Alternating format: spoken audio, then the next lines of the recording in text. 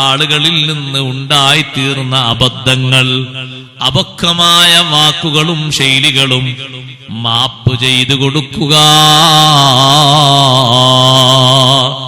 അല്ലാഹുവിന്റെ മഗ്ഫിറത്ത് ലഭിക്കാൻ, അല്ലാഹുവിന്റെ മഗ്ഫിറത്ത് ലഭിക്കാൻ വലിയൊരു മാർഗമാണ് സഹോദരങ്ങളെ അത്. നമ്മുടെ കൂട്ടുകാരും നമ്മുടെ കുടുംബക്കാരിൽ നിന്നും ഒരുപാട് നമുക്ക് സഹിക്കാൻ പറ്റാത്ത വാക്കുകളും അവസ്ഥകളും വന്നേക്കാം. ജീവിതത്തിൽ എല്ലാവരും ഒരേ രൂപത്തിലല്ലല്ലോ, ഒരേ ഭാവത്തിലല്ലല്ലോ. പലരും പല രൂപത്തിലും പല സ്വഭാവത്തിലുമല്ലേ. അപക്വമായ ചില വർത്തമാനങ്ങള്, ചില സംസാരങ്ങള്, ചില ചെയ്തികള് നമുക്ക് ഇഷ്ടപ്പെടാത്തത് വന്നേക്കാം. അത് മാപ്പാക്കി കൊടുക്കുന്നിടത്ത് നമുക്ക് കിട്ടുന്നത് എന്താണെന്നറിയോ? അല്ലാഹുവിന്റെ മഗ്ഫിറത്താണ്. റബ്ബിന്റെ മഗ്ഫിറത്ത് ലഭിക്കാൻ ഏറ്റവും പ്രധാനപ്പെട്ട ഒരു മാർഗം അതാണ്.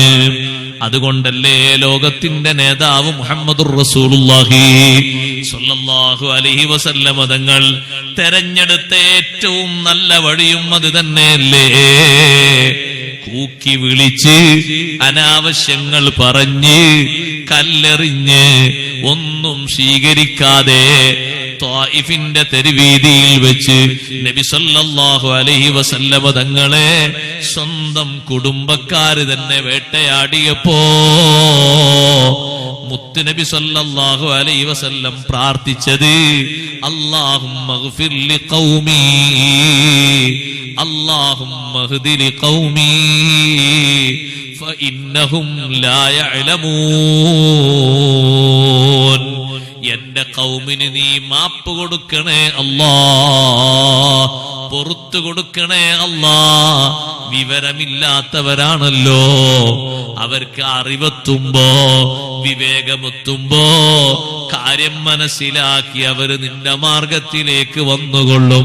മാപ്പ് കൊടുക്കണേ അല്ലാ. അല്ലാഹുമ്മ ഗ്ഫിർ ലിഖൗമി എന്നല്ലേ തങ്ങൾ ദുആ ചെയ്തു കൊടുത്തത്. പ്രതികാരം ആഗ്രഹിക്കുന്ന ഒരു ഘട്ടത്തിലും പ്രതികാരത്തിന്റെ മാർഗം സ്വീകരിക്കാതെ വിട്ടുവീഴ്ചയുടെയും മാപ്പിന്റെയും മാർഗം സ്വീകരിച്ച് ലോകത്തെ ഏറ്റവും വലിയ വിട്ടുവീഴ്ച പഠിപ്പിച്ച നേതാവ് സയ്യിദുൽ അംബിയാ മുഹമ്മദുർ റസൂലുള്ളാഹി സ്വല്ലല്ലാഹു അലൈഹി വസല്ലം തങ്ങൾ നമുക്ക് പഠിപ്പിച്ചു തന്ന ഏറ്റവും പ്രധാനപ്പെട്ടൊരു വഴിയാണത്. മറ്റുള്ളവർക്ക് മാപ്പ് കൊടുക്കുക. അതിന് കുറച്ചൊക്കെ ഒരു ഈമാൻ